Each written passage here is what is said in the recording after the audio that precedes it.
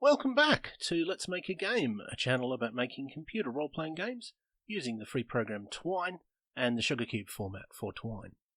In this video, I would like to continue talking about my current project of trying to code a complete game in 30 days. This is day 25 of the 30-day challenge. So we've been going through the different types of branching that can happen in the game, and I'd like to continue doing that in this video. So we're up to type 6, which is losing 1 to 6 of a given attribute, or at least that was originally what it was, but I changed it so that you lose 1 to 6 stamina if the attribute is stamina, but only 1 willpower. The reason I made that change was because I found that characters were dying quite a lot due to losing all their willpower, or not so much dying as I suppose in the game going insane or having a breakdown, being unable to continue.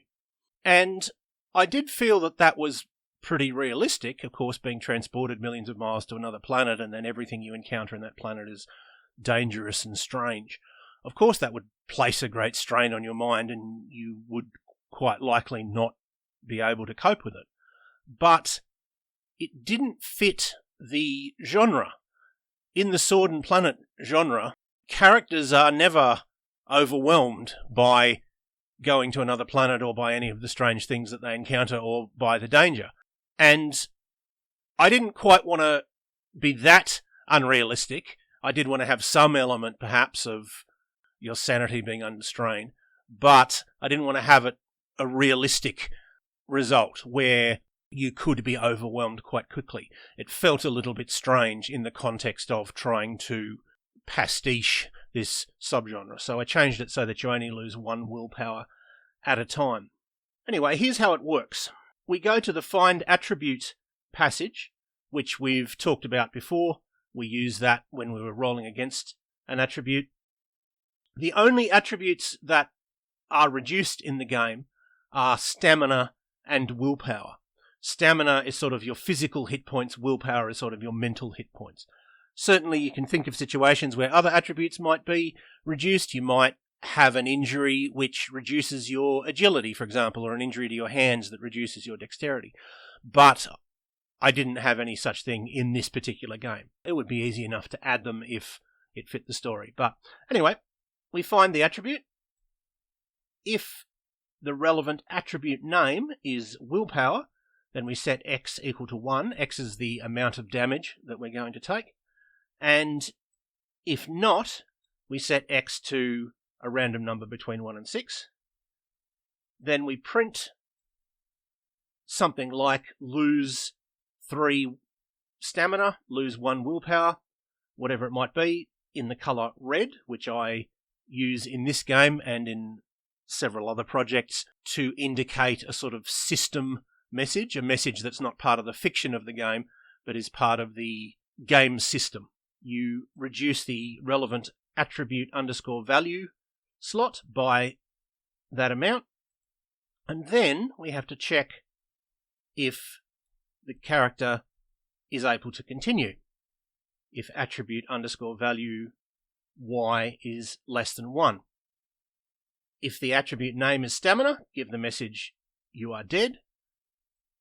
If the attribute name is willpower, say this strange planet has broken your mind. Otherwise, well, there's nothing in there, I haven't done it, because in this game, as I said, the only attributes which reduce are stamina and willpower. So presumably if you added an injury to agility, you might have something like you're too crippled to continue, or however you wanted to phrase it. And if that's not the case, if that attribute is at least 1, then, as always, we change current, we set it to what's in slot 3, and we include display and branching. I would like to deal with 7 and 8 together because they are more or less the same thing. 7 is gaining a keyword, and 8 is losing a keyword. The way that 7 works is we look in slot 2 for which keyword, and we look in slot 3 for where we're going to go after gaining that keyword. We set that slot of the keyword array to 1, and then we do what we almost always do, which is set $current to its new value, in this case slot 3, and include display and branching. 8 has exactly the same code with a single exception, which is that we set the value in the keyword array to 0, whereas in the previous one we set it to 1. And that seems to be all that we have time for in this video, so I will leave it there for now. I hope that was useful or interesting to at least some of you, and I hope you will tune in next time.